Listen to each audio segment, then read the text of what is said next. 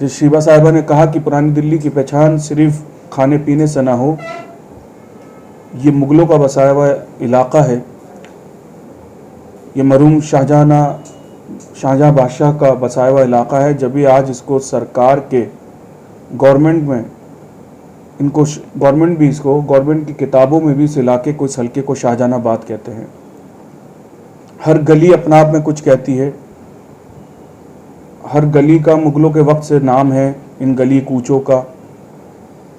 हम ये समझते हैं कि एक मैं छोटी सी मिसाल दूं कि चांदनी चौक रीडेवलपमेंट प्लान था, वो अमली जामा हुआ और चांदनी चौक आपने देखा होगा कि लाल किले से लेकर फतेहपुरी तक पूरा चांदनी चौक रीडेवलपमेंट हो चुका।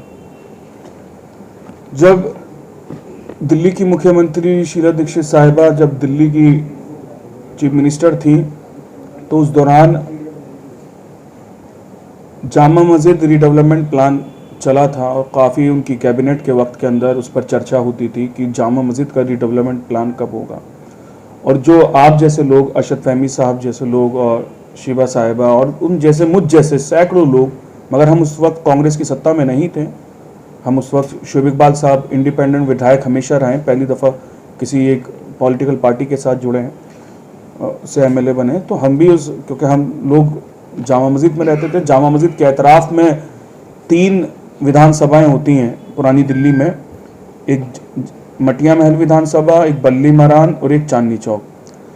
मटिया महल विधानसभा एक वाहिद विधानसभा इन तीनों विधानसभा में जिसका 100% 100% पूरा पार्ट पुरानी दिल्ली से आता है। अगर आप बल्ली मरान की बात करोगे तो बल्ली मरान पहाड़गंज से आगे चले जाओ तो सदर बाजार का इलाका है। चांदनी चौक की बात करोगे तो चांदनी चौक का सिर्फ जामा मस्जिद वार्ड को छोड़ के सिविल लाइन्स और सिविल लाइन से आगे वाला पार्ट जो चांदनी चौक को छोड़कर आता है वो पुरानी दिल्ली का हिस्सा नहीं होता, जो सिविल लाइन से लेकर आपका मजनू के टीले तक जाता है।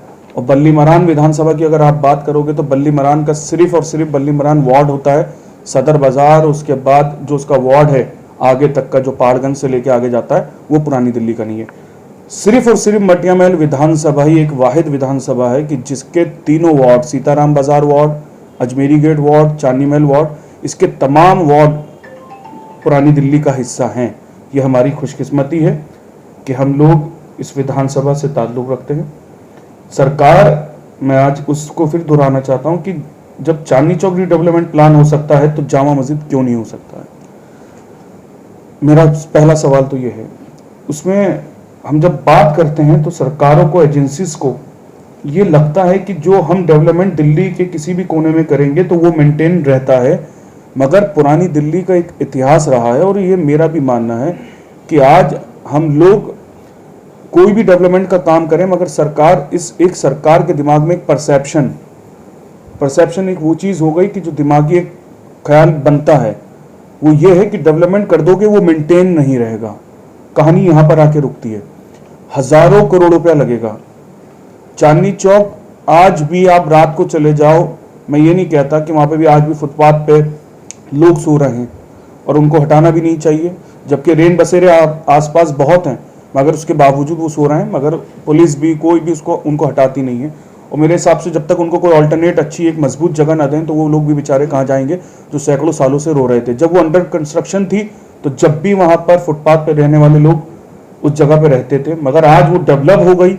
आप रात को 9-10 बजे के बाद जाओ, लोग वहाँ जो बड़ा गेट लाल किले के पास लगा हुआ है उसके बाद गाड़ी पार्क करते हैं, फिर वॉक करते हैं, फतेहपुरी तक जाते हैं। मैं भी अक्सर जाता हूँ तो मैं देखता हूँ तो एक अलग ही डेवलपमेंट है। वो वहाँ के लोगों ने, क्योंकि वहाँ पे चांदनी चौक में बाहर रोड की तरफ रिहाइश ही नहीं है, रिहाइश पीछे है, इसलिए दुकानदार तो 8-9 बजे दुकान बंद करके चले जाते हैं, तो बाहर लोग आते हैं, कोई क्रिकेट खेल रहा है, बहुत अच्छा मंजर होता है, कोई फुटबॉल खेल रहा है बच्चे, बहुत अच्छा मंजर है, 12 बजे तक अलग ही रौनक रहती है।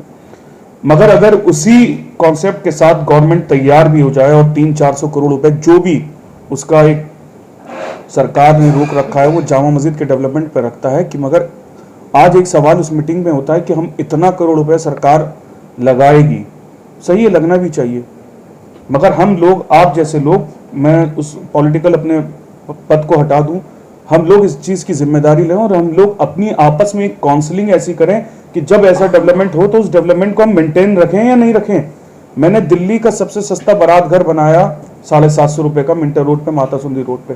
जितने हमारे बड़े साफी यहाँ पे बैठे हैं वो सब ने उसको कवर करा था, और उसको पूरी दिल्ली ही नहीं मतलब नॉर्थ इंडिया लेवल पे बहुत ज़बरदस्त माइलेज मिली, और उसका न्यूज़ इंटरनेशनल लेवल पे भी गई कि दिल्ली का कनॉट प्लेस से महज 500 मीटर की दूरी पे मैं एक बारात घर बनाता हूँ, जो सरकार की प्रॉपर्टी की थी। जब कपिल सिब्बल साहब MP होते थे इस इलाके के, उन्होंने वहाँ पे जिम खोला था, मगर वो जिम कामयाब नहीं हुआ, वो प्रोजेक्ट सक्सेसफुल नहीं हुआ।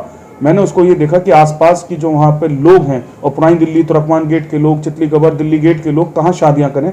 हम सड़कों पे या बड़े बड़े जितने हमारे बैंक्वेट हॉल बने हुए हैं छोटे छोटे, वो 60-70 हज़ार रुपये लेते हैं, उससे कम की वो बात नहीं करते। उसमें क्रॉकरी वगैरह सब कुछ लेते हैं, 70-80 हज़ार रुपये बैठ जाते हैं।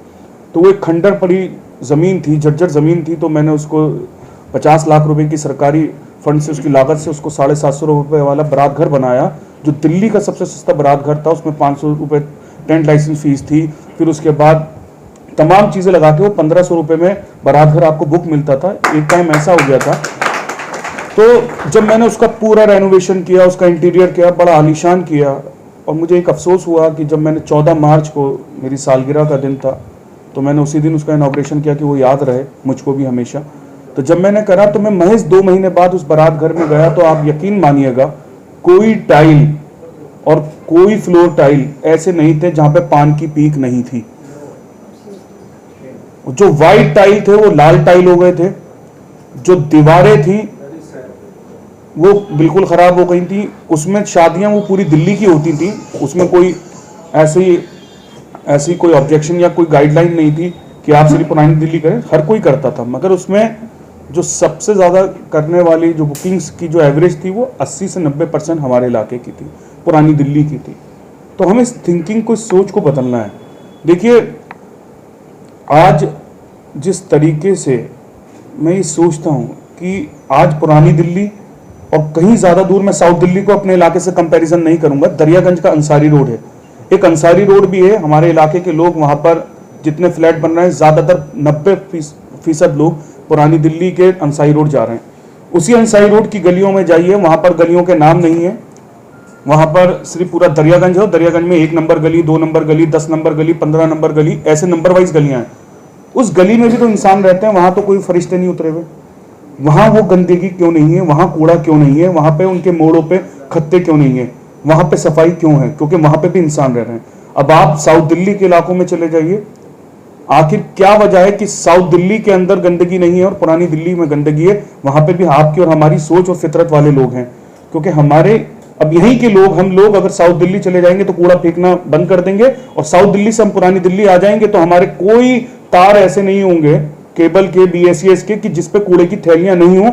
एक गली ऐसी दिखा दीजिएगा जिसमें बगैर कूड़े की थैली की कोई गली आपको पूरी आर पार होते हुए नजर आ जाए। आज हम लोग, जब कूड़े वाला आता है, हमारा सफाई कर्मचारी आता है, दिन में सुबह शाम जितने भी वक्त आता है, वो कूड़ा उठाने जाता है, जब कूड़ा उठा के चला जाता है तो क्यों आखिर 15-20 मिनट बाद उस जगह पर दोबारा कूड़ा आ जाता है? ये एक बहुत बड़ी क्रांति हमको इस पुरानी दिल्ली के अंदर काउंसलिंग करनी पड़ेगी, और हमारा ये फ़र्ज़ है। मैं शोएब इकबाल साहब के साथ मशवरा किया था, मैं एक कैंपेन भी चलाने जा रहा हूँ, जिस कैंपेन को बहुत ज़रूरी है, मैं समझता हूँ चलाना ज़रूरी है। देखिए, आज मेरा तो ये मानना है कि अभी नहीं तो कभी नहीं। अगर अब नहीं हो सकता, अगर हम लोग भी नहीं कर पाएंगे, तो हमें नहीं लगता कि हमसे बेस्ट अब कौन आएगा। ये हमारा घमंड मत समझिएगा, मगर हमारा यकीन है कि अगर हम लोग ही इस गौर फिक्र के साथ इस इलाके को, इस थिंकिंग को अगर हम चेंज नहीं कर पाएंगे तो वो कभी नहीं हो पाएगा। हम उसका प्रोग्राम जो हम चलाएंगे उसका नाम यही होगा कि अभी नहीं तो कभी नहीं। आइए सोच बदलें, दिमाग बदलें। भाई, पान खाने वाले पूरे हिंदुस्तान में हैं, मगर सबसे ज़्यादा पान को, उस पान की पीक को कूड़ेदान में फेंक सकते हैं, ना कि सड़क पे फेंक सकते हैं। तो मेरा ये सोचना है कि जब हम बाज़ारों से गुज़रते हैं तो बाज़ारों से गुज़रने के बाद दुकानदार को ये फ़िक्र होनी चाहिए कि आप जाएं, मैं ये कहता हूँ कि कुछ ना देखें। हम लोग, मैं खाने काबे की मिसाल देता हूँ, एक टाइम पर 8-8, 10-10 लाख लोग एक साथ इफ्तार करते हैं पूरे खाने काबे में। 10 लाख लोग इफ्तार करते हैं, और इफ्तार करने के बाद रमज़ान में उसी जगह पर एक खजूर की गुठली नहीं होती है 15 मिनट बाद। 10 लाख लोग एक दस्तरखान में, दुनिया में इससे बड़ा दस्तरखान मैं समझता हूं कि पूरी दुनिया में ज़मीन पर कहीं नहीं होगा जहां पर 15 मिनट बाद खुद ही इंसान, एक इंसानियत चेन बनती है जो अपने दस्तरखान खुद ही आप और हम सब वहीं पर रोज़ा खोलते हैं। हर इंसान ने जहाँ रमज़ान का उम्रा किया है तो उसको बखूबी पता होगा कि 10 लाख में सिर्फ खाने काबे के उसके एतराफ़ के पूरी चारों तरफ के लोग बता रहा हूँ जो खाने काबे में हों अंदर, और जो उसके बाहर हों, पहला फ्लोर, सेकंड, फिर छत पर, छत के बाहर, फिर जितने उसके गेट हैं खाने काबे के, और आपने रोज़ा खोला, अजान हुई और अजान मुकम्मल होने के महज 10 मिनट बाद नमाज होती है और आपको गुठली नहीं दिख सकती। वो सोच हम अपने घर पर आके क्यों चेंज कर जाते हैं? तो वहां जब आपको फिक्र होती है, वहां देखिए आपको वहां पर एक पानी की बूंद नजर नहीं आएगी, करोड़ों की तादाद के अंदर खजूरें खाई जाती हैं, उस खजूर की आपको गुठली नजर नहीं आएगी। उससे बड़ी मिसाल पूरी दुनिया में कहीं नहीं हो सकती कि सफाई अगर देखनी हो। और वहां देखिए किस तरीके से वहां पे पत्थर चमकता है वहां पर, और वहीं आपको 10 मिनट बाद नमाज पढ़नी है जहां 10 लाख लोग खाना खा रहे हैं। तो इस फिक्र के साथ हमको काम करना पड़ेगा, इस सोच और अच्छी जहनियत के साथ काम करना पड़ेगा।